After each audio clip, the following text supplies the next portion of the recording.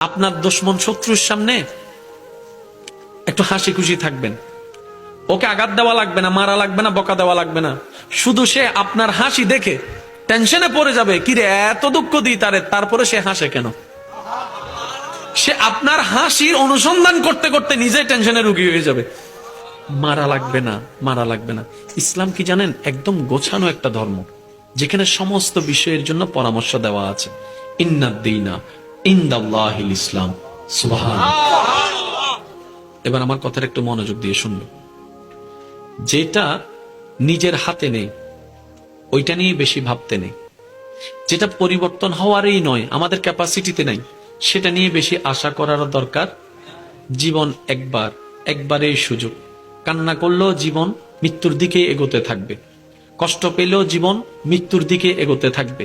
কষ্ট পেয়ে টেনশন করে হতাশা হয়ে কারো পাওয়া না পাওয়া চিন্তা করে পাওয়া না পাওয়ার হিসাব কষে জীবনের সময় নষ্ট করার কোনো দরকার নেই। কারণ কবর আমাদের সামনে, হাসর আমাদের সামনে। আমাদের প্রস্তুতিটা যেন হয় রবকে খুশি করার জন্য। রবের সামনে কি নিয়ে দাঁড়াবো? অন্তত এতটুক যেন বলতে পারি, ইয়া রব্বে করিম, পারি নাই কিছু আনতে তোমাকে খুশি করার মতো, কিন্তু আমি বুঝ আসার পর থেকে চেষ্টা করেছিলাম তোমাকে খুশি করার জন্য।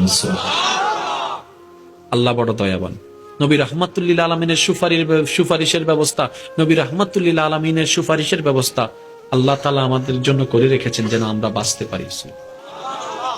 আজকে থেকে আমার একটা অনুরোধ, যদি আপনি সত্যিকার ভাবে পাওয়ারফুল হতে চান, সত্যিকার শক্তিশালী কে জানেন?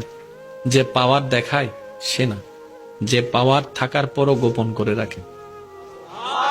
এর চেয়ে শক্তিশালী আর কেউ? জোরে বলেন না, এর চেয়ে শক্তিশালী আর কেউ? আচ্ছা এবার একটা বলেন, আল্লাহর চাইতে বড় কেউ আছে? আমরা কার জমিনে থাকতেছি, কার অন্যায় করতেছি? আল্লাহ। আল্লাহ চাইলে তো আমাদেরকে সেকেন্ডের আগেই শেষ করে দিতে পারতেন। এবার একটু ভাবুন তো, আল্লাহ কত ধৈর্যশীল।